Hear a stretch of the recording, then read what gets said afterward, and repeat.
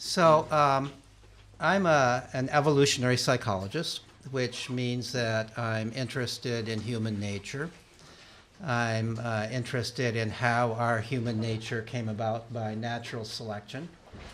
And I'm especially interested in the nature of human children, and most especially, certainly for the last portion of my research years, in those aspects of children's nature that seem to have come about by natural selection to serve the function of their education.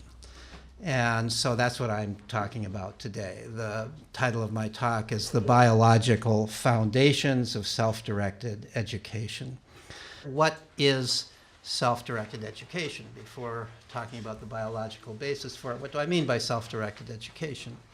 Let me start with education. What is education? In our culture, we tend to confound education with schooling. Most people, when they talk about education or getting an education, what they mean is going to school.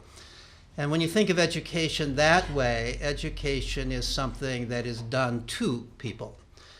You get an education. If you're the educator, you are in the active tense. The verb to educate, to teach, these are active verbs. If you are the student, you are the passive tense of this. You get an education. You are educated. You are taught. You are in a situation where, presumably, if you do as the educator tells you to do, you will become educated. That's our view of education.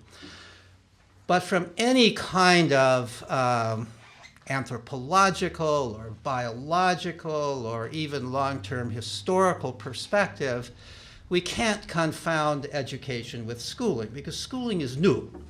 We've only had schools. They've only been common for most people in Western culture for about 200 years or so. But we have been the educative animal. We've been the animal that absolutely depends upon education for as long as our existence, even longer than our existence as Homo sapiens.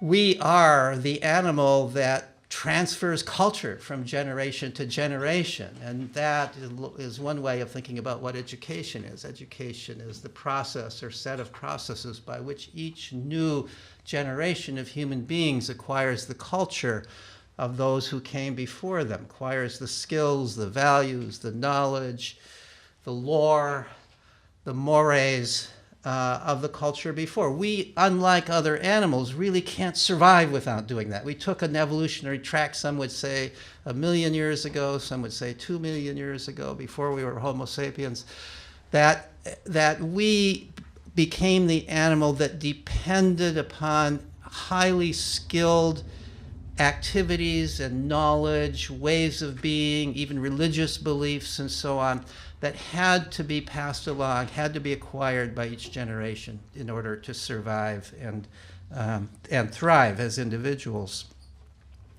Another way to define education, which is probably more meaningful in a practical sense, is to think of education as everything that a person learns that enables that person to live a meaningful and satisfying life.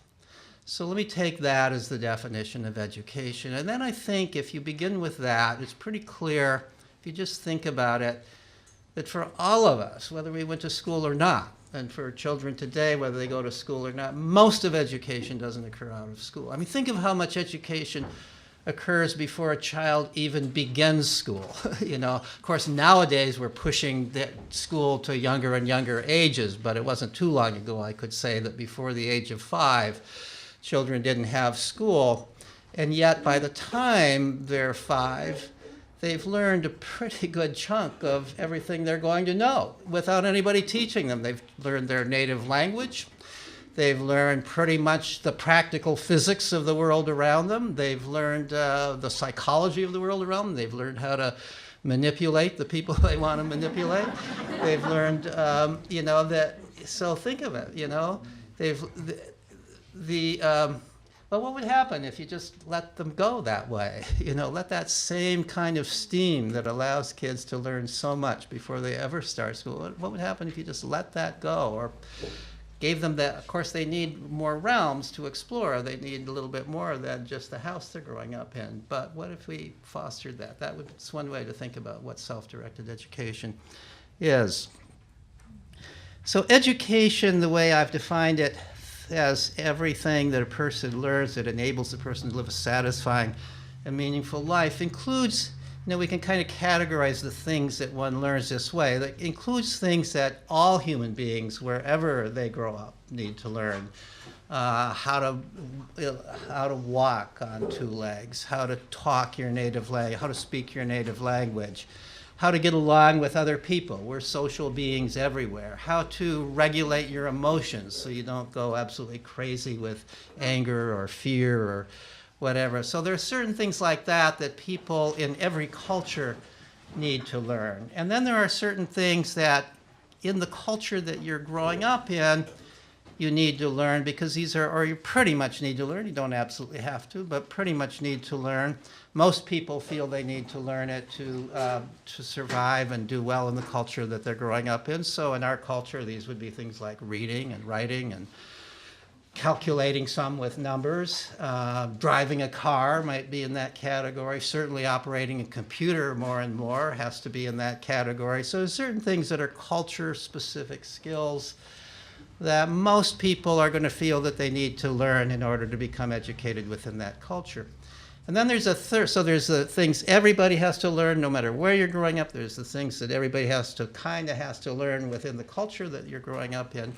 And then there's those things that are kind of unique to each person. Even if we're all growing up in the same culture, we are not all the same in terms of what a meaningful life and satisfying life is to us. And so there's a whole set, countless, in our culture, there's so many countless directions and things to go. So there's a whole set of things to learn that make each of us different and unique that we want to learn. And so education includes all of these things.